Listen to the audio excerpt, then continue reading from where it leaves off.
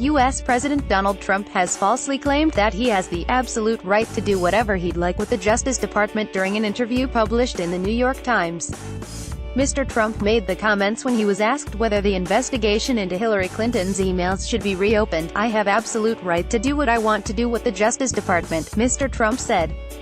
He then quickly pivoted into special counsel Robert Mueller's investigation into his own administration for possible collusion with Russia, but for purposes of hopefully thinking I'm going to be treated fairly, I've stayed uninvolved with this particular matter, Mr. Trump said. "I think Mueller's going to be fair." Mr. Trump then cited Fox News contributor Alan Dershowitz to bolster the legality of his claims. "I watched Alan Dershowitz the other day," Mr. Trump continued. "He said, no. 1. There is no collusion. No. 2. Collusion is not a crime, but even if it was a crime, there was no collusion." Mr. Trump notably said the word collusion 16 times during the half-hour interview. Mr. Trump said he thought the Russia investigation was a bad look for the U.S., "It makes the country look very bad, and it puts the country in a very bad position."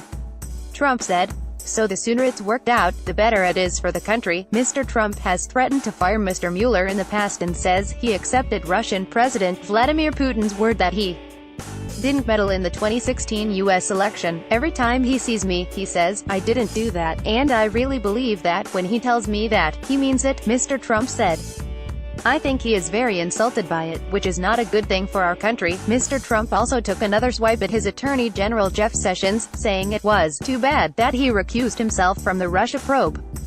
While he did not answer the Times question if he thought one of former President Barack Obama's attorneys general, Eric Holder, was more loyal than Mr. Sessions, he said Mr. Holder, totally protected Mr. Obama, something he has great respect for. Trump calls for more global warming. Meanwhile, Mr. Trump says the U.S. East Coast could use a little bit of that good old global warming, as bitterly cold temperatures are expected to freeze large swaths of the country this holiday weekend.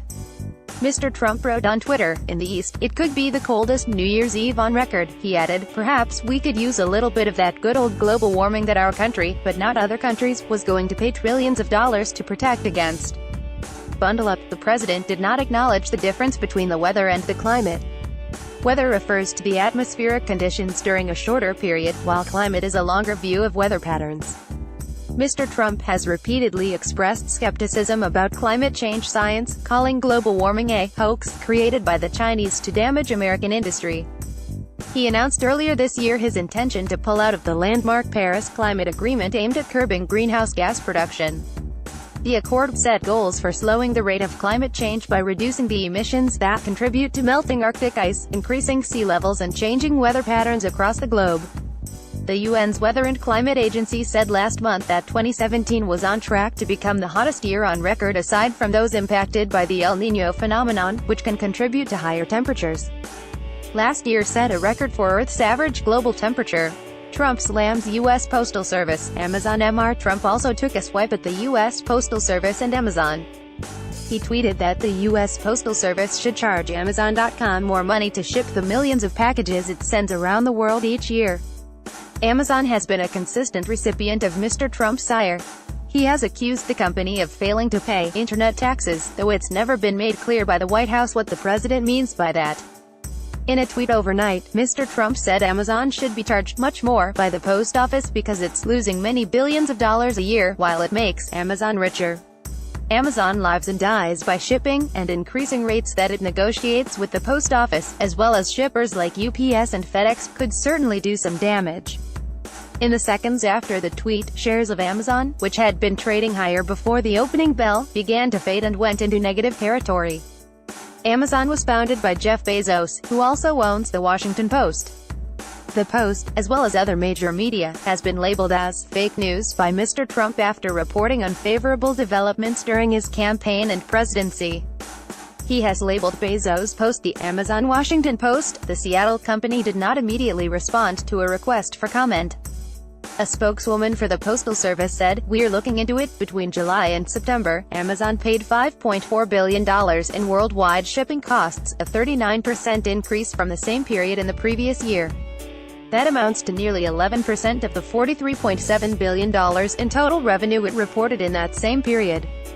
In 2014, Amazon reached a deal with the Postal Service to offer delivery on Sundays. The U.S. Postal Service has lost money for 11 straight years, mostly because of pension and health care costs. While online shopping has led to growth in its package delivery business, that hasn't offset declines in first-class mail. Federal regulators moved recently to allow bigger jumps to stamp prices beyond the rate of inflation, which could eventually increase shipping rates for all companies. Amazon has taken some steps toward becoming more self-reliant in shipping. Earlier this year it announced that it would build a worldwide air cargo hub in Kentucky. No protection for dreamers without wall. Mr. Trump also said there won't be protection for young immigrants brought into the country illegally unless he gets funding for a border wall and other items. Mr. Trump said on Twitter on Friday, "The Democrats have been told, and fully understand, that there can be no DACA without the desperately needed wall at the southern border and an end to the horrible chain migration." Democrats want protections for the young immigrants, who are referred to as dreamers, but while there is significant bipartisan sympathy for these immigrants, Republican demands for Mr. Trump's border wall and for immigration agents have proved difficult to resolve.